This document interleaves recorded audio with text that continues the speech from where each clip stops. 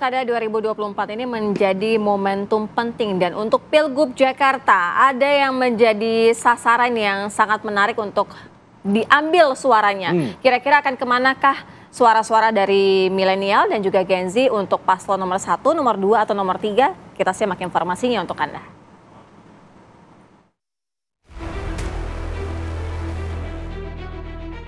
Pilkada 2024 memang menjadi momentum penting, terutama bagi Gen Z dan milenial yang memiliki peran krusial sebagai pemilih yang signifikan. Kelompok ini menunjukkan minat dalam politik dan isu sosial, serta siap berkontribusi dalam menentukan arah kebijakan daerah melalui suara mereka. Akses informasi yang luas dan lebih mudah melalui media sosial menjadi alasan utama meningkatnya kontribusi Gen Z dan milenial berpartisipasi dalam pesta demokrasi. Media sosial bukan hanya menjadi hiburan semata, namun juga menjadi sarana informasi politik dan kampanye. Para calon kepala daerah juga memanfaatkan media sosial untuk menjangkau pemilih muda, sehingga calon gubernur dan calon wakil gubernur dapat membuka ruang dialog dengan generasi muda. Lantas, benarkah milenial dan generasi Z sebagai pemilih pemula dapat mendominasi pemilik suara di Pilkada 2024? Tim TV One mengabarkan.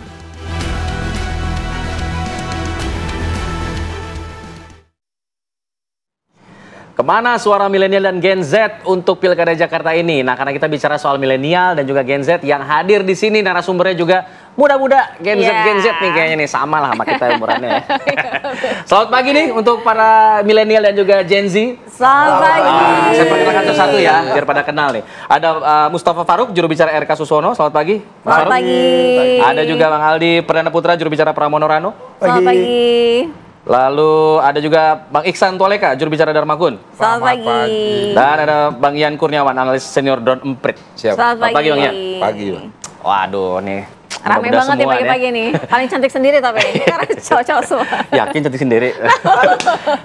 Kita akan coba lihat bagaimana data dari Drone Emprit mengenai data-data pemilih dan juga atau perbincangan apa sih yang kemudian ramai dibicarakan oleh milenial dan Gen Z khusus untuk Pilkada Jakarta. Kita coba simak sama-sama.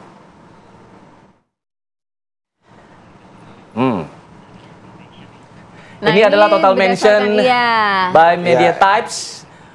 Pilgub DKI Jakarta, Ridwan Kamil mentionnya paling banyak sepertinya Bang Ian ya? Paling banyak, tapi lebih banyak disumbang di kanal Twitter. Sebagaimana kita ketahui, kanal Twitter itu kanalnya orang berkontestasi.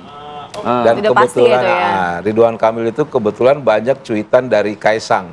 Jadi Kaisang itu kemarin dia melakukan kelakar gitu. Kalau Ridwan Kamil menang, akan saya hadiahi private jet. Nah, itu menimbulkan pro dan kontra. Ini bisa dijelaskan yang biru, yang hijau, sama yang oranye?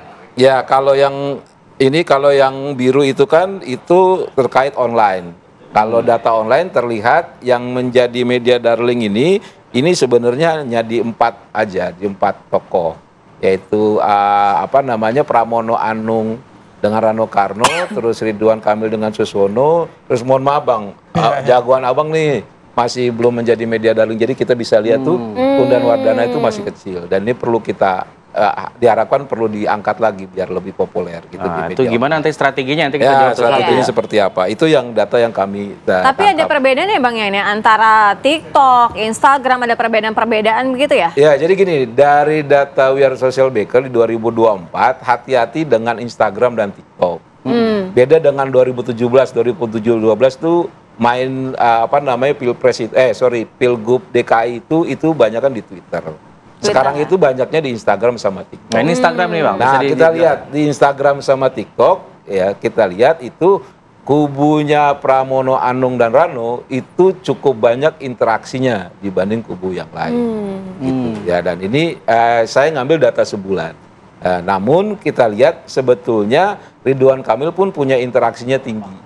Begitu ya. Itu karena sosoknya atau karena memang interaksinya? Misalnya ada tulisan-tulisan, unggahan-unggahan postingnya. Jadi kan gini Mbak, ada 2 hal yang menarik ya dan selalu dinanti oleh netizen, yaitu sisi kontroversial dan sisi emosional. Kita sama-sama tahu bahwa keempat tokoh ini gitu ya, itu punya sisi emosional yang masing-masing punya segmentasinya. Contoh misalkan Ridwan Kamil. Ridwan Kamil itu dia interaksi dengan anak muda dan ibu-ibunya tinggi. Jadi kalau kita lihat foto Ridwan Kamil sama ibu-ibu, kita biasa-biasa aja Udah tuh. sering ya? Udah sering kita munculkan.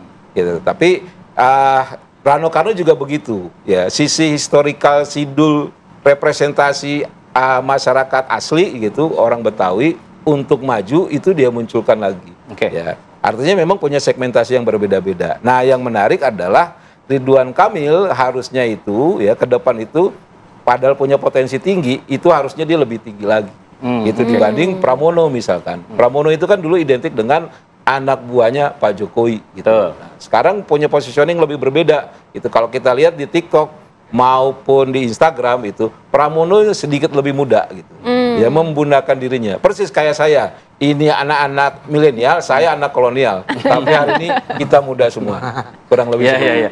Saya ingin ke Bang Ihsan dulu deh. Bang Ihsan, kalau kita lihat tadi katanya masih belum jadi media darling. Nah, kita kasih kesempatan untuk menjelaskan bagaimana kemudian bisa strateginya bisa naik lagi, kemudian engagementnya lebih naik lagi di kalangan anak muda. Padahal kan Bang Dharma pasangannya Kun Wardana yang kemudian masih terbilang muda juga begitu.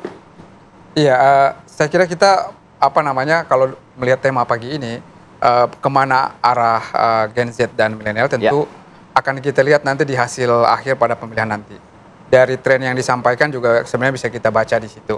Tapi saya mau bilang bahwa kalau kita melihat background dari ketiga kandidat, mestinya pasangan kita ini harus mendapat apresiasi yang tinggi dari kalangan milenial. Karena kalau kita lihat proses kandidasinya, kita antitesa dari partai politik.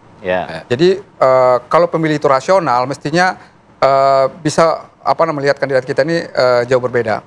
Apalagi kalau kita baca visi misi pasangan Dharma Kun, jelas pasangan ini pro terhadap kalangan milenial atau anak muda. Tapi penetrasi ke anak mudanya mungkin belum sampai, Bang. Ya tentu. Ada strategi nggak sih gitu? Kalau strategi nggak bisa kita buka, tapi saya kira masyarakat Jakarta ini kan masyarakat yang well information ya, artinya punya kedekatan dengan informasi atau mudah untuk mengakses informasi. Kami kira nanti pada saat debat kandidat di tanggal 6 nanti itu akan menjadi satu pintu masuk untuk kandidat bisa atau kontestan bisa menyampaikan visi misinya secara lebih gamblang, dan dengan demikian pemilih terutama kalangan milenial akan bisa melihat bagaimana positioning, bagaimana perspektif, bagaimana visi misi dari para kandidat, dan saya kira itu akan mempersuasi mereka dan akan menarik kalangan ini untuk bisa memilih pasangan Dharma Kun. Contoh nyata misalnya, pasangan Dharma Kun ini salah satu visinya misalnya dengan memberikan internet gratis hampir 100 Mbps untuk kalangan milenial. Saya kira itu paling menempel tuh, Bang. Itu paling menempel, dan kalau anak muda hari ini masih krisis kuota misalnya, kemudian berinteraksi secara digital itu masih punya keterbatasan, saya kira mereka pantas untuk memilih pasangan Dharma Kun. Mungkin kontennya belum nyampe ya ke masyarakat pengguna media sosial ya, tapi mungkin nanti kita bahas lagi lebih lanjut. Usai jeda kita juga akan dengarkan dari paslon 1 dan juga 3. Pemirsa, kami segera kembali. Jangan kemana-mana.